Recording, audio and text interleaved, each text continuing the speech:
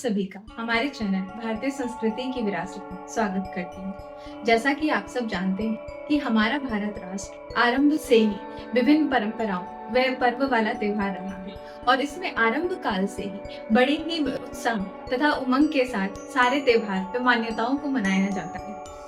लेकिन सिर्फ इतना ही नहीं, हमारे धार्मिक त्योहार अपने पीछे कुछ वास्तविक संदेश छुपाए हुए हैं, जिन्हें वास्तविक अर्थों में हमें जानना ही होगा।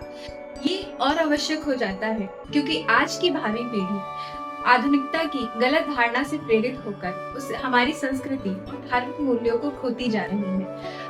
मनुष्य अपनी मानसिक व बौद्धिक क्षमता के अनुसार ही अपने धर्म तथा उनसे जुड़ी मान्यताओं का आकलन करता है। इसी प्रसंग में तुलसीदास जी ने कहा है, जाकी रही भावना जैसी प्रभु मूरत देखी तिन तैसी। परंतु अब हमें अपने धार्मिक त्योहारों के वास्तविक अर्थों को समझना ही पड़ेगा, जो मानवता का वास्तविक संदेश देते हैं। हमारे सनातन धर्म आरंभ से ही यह कटाक्ष किया जाता रहा है कि हम मूर्ति पूजा करते हैं, लेकिन फिर इसके वास्तविक अर्थों को नहीं जानते। चलिए इसे एक उदाहरण के माध्यम से समझते हैं। जैसे सभी राष्ट्र का एक ध्वज है और वह उनकी शक्ति व अखंडता का प्रतीक है। जब राष्ट्र के लोग उस ध्वज को पूजते हैं व नमन करते हैं, तो वे केवल एक लकड़ी पर लगे कपड़े को नहीं पूजते, बल्कि वे उसके पीछे छुपी राष्ट्रीयता की अखंडता व प्रेम को नमन करते हैं। इसी प्रकार जब हम किसी भी मूर्ति के आगे अपना सर झुकाते हैं या उसे नमन करते हैं, तो हम उस मूर्ति के माध्यम से उस परम दिव्य पुंज की शक्ति को नमन करते हैं और कुछ समय के लिए उनसे जुड़ना चाहते हैं।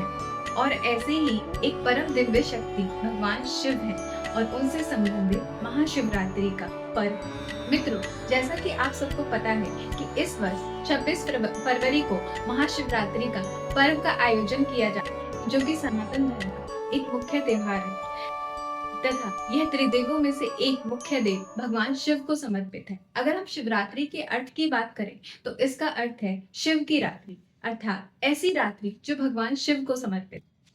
अगर हम बात करें कैसे पड़ा महाशिवरात्रि का नाम, तो शिव पुराण के अनुसार भगवान शिव सभी जीव जंतु व कीट पतंग के स्वामी तथा अधिनायक हैं। ये सभी कीट पतंग भगवान शिव की इच्छा से ही सभी प्रकार के कार्य तथा व्यवहार करते हैं। अगर हम शिव पुराण की बात करें तो भगवान शिव वर्ष में 6 मास कैलाश पर्वत पर रहकर ध्यान करते हैं। उन्हीं के साथ सभी कीड़े मकोड़े तथा जीव जंतु अपने निवास स्थान में बंद हो जाते हैं। उसके बाद 6 मास भगवान शिव कैलाश पर्वत से उतरकर धरती पर शमशान घाट में निवास किया करते हैं। इनका धरती पर अवतरण प्राय फाल्गुन मास की कृष्ण पक्ष की त्रयोदशी तिथि को हुआ करता है। अवतरण का यह महान दिन भगवान शिव के भक्तों में महाशिवरात्रि के नाम से जाना जाता है। इसके साथ ही महाशिवरात्रि को लेकर कुछ पौराणिक मान्यताएं भी हैं।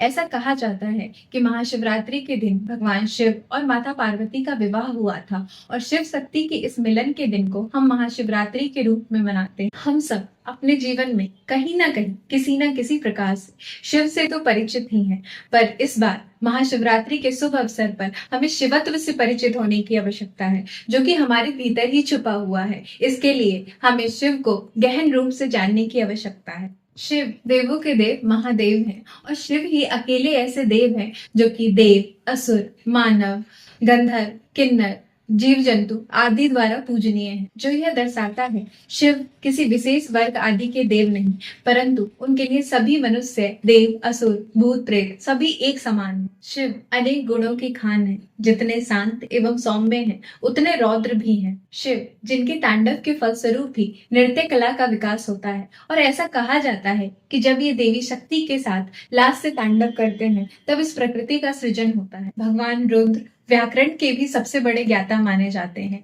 ऐसा कहा जाता है कि इन्हीं के डमरू के नाद तथा तांडव के फलस्वरूप व्याकरण की उत्पत्ति हुई, जिसे पाणिनि ने ग्रहण किया और वे व्याकरण के सबसे बड़े ज्ञाता हुए। मित्रों, हम सब अपने जीवन में शिव के व्यवहार तथा वेशभूषा से बहुत कुछ सीख सकते हैं तथा इससे प्रेरित होकर मानवता के मूल्यों को साकार कर सकते। अगर हम शिव के व्यवहार की बात करें तो एक ओर शिव पारिवारिक जीवन का निर्वाह करते हैं तथा दूसरी ओर उन्हें योगेश्वर के नाम से भी जाना जाता है, जो इस बात का प्रतीक है कि आप पारिवारिक व सामाजिक व्यस्तताओं के बावजूद भी अपने आत्मिक व मानसिक विकास की दिशा में कार्य कर सकते हैं। शिव सबसे निर्मल देवों में से एक है। इसी कारण से इन्हें भगवान भोलेनाथ कहा जाता है तथा दूसरी ओर इन्हें रुद्र भी कहा जाता है, जो इस बात का प्रतीक है कि व्यक्ति को अपने क्रोध और भोलेपन के मध्य संतुलन बनाने तथा इसका सही स्थान पर उपयोग करने की आवश्यकता है। जब समुद्र मंथन हुआ तो उससे अमृत के साथ विष भी बाहर निकला। जहां एक ओर सभी देवता और असुर अमृत के लिए लड़ रहे थे, वहीं शिव ने सभी के कल्याण के लिए विष का पान किया, जो इस बात का संकेत देता है कि हमें सदैव अपने से पहले समाज के कल्याण के बारे में सोचना चाहिए। एक ओर भगवान शिव भस्म में लिपटे रहते हैं, दूसरी ओर उनको चंद्रशेखर भी कहा जाता है, जिसका अर्थ है संसार में सबसे सुंदर। यह इस बात का प्रतीक है कि आपकी भौतिक सुंदरता कोई महत्व नहीं रखती, अपितु मन तथा आत्मा की सुंदरता अधिक महत्व रखती है। भगवान शिव ही अकेले ऐसे देव हैं जो अर्धनारीश्वर रूप में पूजे जाते हैं, जो इस बात का प्रतीक है कि स्त्री तथा पुरुष सभी समाज के लिए समान। मित्रों, मैं और आप सौभाग्यशाली हैं जिन्हें इस भारत की पवित्र भूमि पर जन्म लेने का अवसर मिला है, जिसकी संस्कृति व धार्मिक त्योहारों में अनोखे संदेश छुपे हुए हैं, जो कि संपूर्ण मानव समाज के कल्याण के लिए आवश्यक है। अगर हम बात करें कि हम महाशिवरात्रि पर व्रत और जागरण क्यों करते हैं, तो महाशिवरात्रि पर भक्त रात भर जागकर भगवान शिव की पूजा करते हैं तथा शिव जी पर अपना ध्यान केंद्रित करते हैं, ताकि वे शिव से जुड़ सकें और शांति महसूस कर सकें। और ऐसा माना जाता है कि यह रात ध्यान तथा प्रार्थना के लिए विशेष होती है। भक्त रात भर जागकर यह सीखने की कोशिश करते हैं कि कैसे अज्ञानता, अंधकार व जीवन की परेशानियों से छुटकारा मिल सके, जिससे उन्हें ज्ञान की प्राप्ति होती है तथा विचारों में स्पष्टता आती है। तथा इस दिन व्रत करना हमें अपनी इच्छाओं पर काबू पाना तथा आत्म संयम करना सिखाता है। अगर हम भगवान शिव की वेशभूषा की बात करें तो इनकी जटाओं में माँ गंगा का वास है, जो कि आत्म बल को केंद्रित करने का संदेश देता है। इनके शीर्ष पर चंद्रमा विराजमान है, जो कि समय का प्रतीक है, और यह दर्शाता है कि भगवान शिव समय से परे हैं। भगवान शिव के माथे पर इनका तीसरा नेत्र है और इसके ऊपर वे चंदन को लगाते हैं, जो कि क्रोध को नियंत्रित करने का संदेश देता है। ये अपने गले में वासुकी नाग को धारण करते हैं, जो कि डर और अहंकार को काबू करने का संदेश देता है। ये अपनी भुजाओं में रुद्राक्ष से बने आभूषण धारण करते हैं, जो कि इन्हीं के अश्रु द्वारा निर्मित होता है, जो इस बात का संदेश देता है कि हम अपने कमजोरी व दुख पर कार्य करके इसे शक्ति रूपी आभूषण में बदल सकते हैं। भगवान शिव का त्रिशूल ब्रह्मांड की 3 मुख्य शक्ति, निर्माण, पालन और विनाश का प्रतीक है। क्या कभी आपने विचार किया है कि हम भगवान शिव को केवल जल एवं दूध से ही अभिषेक क्यों करते हैं? क्योंकि जल सबसे निर्मल होता है, और जब हम शिवलिंग पर जलाभिषेक करते हैं तो इसका अर्थ है कि हम अपने निर्मल विचारों का अर्पण भगवान शिव को कर रहे हैं। और जिस प्रकार दूध में कोई भी अशुद्धि नहीं मिलाई जा सकती, उसी प्रकार हम केवल अपने शुद्ध विचारों का अर्पण ही भगवान शिव को कर सकते हैं। भगवान शिव को ब्रह्मांड का संहारक तथा परिवर्तन करता भी माना जाता है। ये संसार से पुरानी तथा अनावश्यक चीजों को हटाकर नई तथा अच्छी चीजों के लिए जगह बनाते हैं। भगवान शिव ब्रह्मांड के सृजनकर्ता तथा पालनकर्ता भी माने जाते हैं। ये बुराई का विनाश कर संसार में अच्छाई का संचार करते हैं। शिव मात्र एक विशेष धर्म से संबंधित देव नहीं है, अपितु एक विचारधारा है जिनका ध्यान और अनुसरण किसी भी परिस्थिति द्वारा, किसी भी भाषा, धर्म, जाति, वर्ण आदि के लोगों द्वारा किया जा सकता है। जैसा कि आप सब जानते हैं कि प्राचीन काल में भारत को सोने की चिड़िया के नाम से जाना जाता था। इसका मुख्य कारण था कि भारत अनेक देशों के साथ व्यापार में सम्मिलित था, किंतु विभिन्न आक्रांताओं के आक्रमण स्वरूप भारत की शक्ति क्षीण हो गई। लेकिन अब समय बदल रहा है। भारत अपने सर्वहित कल्याण की भावना से प्रेरित होकर पुनः अपनी शक्ति अर्जित करने जा रहा है तथा शक्ति का केंद्र बनने जा रहा है। इसका प्रमुख उदाहरण है कि भारत की योग पद्धति का अनुसरण पश्चिमी राष्ट्रों में बढ़ चढ़कर किया जा रहा है। योग को पूरे विश्व में लोकप्रिय बनाने का श्रेय भारत के माननीय प्रधानमंत्री श्री नरेंद्र मोदी को जाता है। इन्हीं के प्रयासों के फलस्वरूप यूएनओ ने 21 जून को योग दिवस की मान्यता दी। और मित्रों, यह विचित्र विडंबना की बात है कि भगवान शिव का निवास स्थान काशी आज विवादों में घिरा हुआ है। मैं आशा करती हूँ कि जल्द ही इन विवादों का निराकरण हो। मित्रों, महाशिवरात्रि मात्र एक राष्ट्रीय संकल्पना का पर्व नहीं है, अपितु इसके संदेश पूरे विश्व के लिए है। भगवान शिव एक प्रमुख स्त्रीवादी रहे हैं और ऐसा वह मानते हैं कि जो स्त्रियां होती हैं वे देवी प्रकृति का ही स्वरूप होती हैं तथा जिन भी राष्ट्र और समाज में स्त्री तथा बच्चों पर अत्याचार किया जा रहा है उन्हें तत्काल रोका जाए। अगर ऐसा नहीं किया जाएगा तो उन राष्ट्र और समाज का विनाश निश्चित है।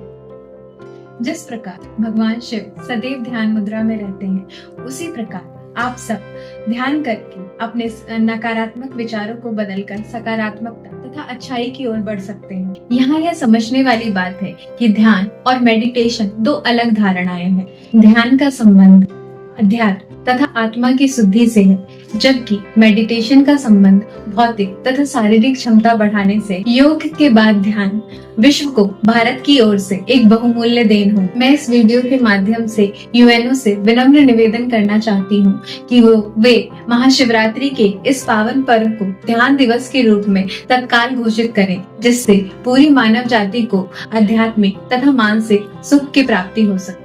मित्रों, शिव परिवार का पशु पक्षियों से विशेष लगाव रहा है। शिव परिवार में जंगली से लेकर पालतू जानवर सभी आपसी सौहार्द के साथ रहते हैं। शिव इसके माध्यम से यह संदेश दे रहे हैं कि प्रकृति में सभी पक्षी एवं जानवरों का संरक्षण होना चाहिए। शिव की जटाओं में माँ गंगा का वास है, जो कि विश्व की सबसे पवित्र नदियों में से एक है। इसके माध्यम से शिव यह संदेश दे रहे हैं कि विश्व में सभी व्यक्ति को सभी नदियों की पवित्रता बनाए रखनी चाहिए। भगवान शिव विरोधाभास के देवता हैं। उनसे हमें यह शिक्षा मिलती है कि प्रकृति से न्यूनतम उपयोग की वस्तु ग्रहण करनी चाहिए तथा प्राकृतिक संसाधनों की पवित्रता बनाए रखनी चाहिए एवं जैसा पर्यावरण हमें मिला है वैसा ही पर्यावरण हम भावी पीढ़ी को सौंप कर जाएं। इसी संकल्पना को हम संपोषणीय विकास सस्टेनेबल डेवलपमेंट की संकल्पना कहते हैं तथा विश्व में व्याप्त चारों ओर युद्ध तथा उसमें प्रयुक्त होने वाले घातक हथियार जो कि प्रकृति साथ ही साथ भावी पीढ़ी के लिए भी घातक है, उन पर तत्काल रूप से रोक लगाई जाए। मैं लकी सनातन धर्म को मानने वाले सभी लोगों से विनम्र निवेदन करती हूँ कि महाशिवरात्रि के दिन आप एक लोटा जल अपने घर के समीप शिवालय में जाकर अर्पण करें, जिससे आप शिव को समझ सकें और उनके समीप हो सकें। आइए इस महाशिवरात्रि हम इसके वास्तव अर्थ को समझकर अपने भीतर छुपे शिवत्व को जागरूक करते हैं तथा इसका आयोजन एक बेहतर मनुष्य बनने की दिशा में करते हैं। अंत में मैं आप सबके लिए यही कामना करना चाहूंगी।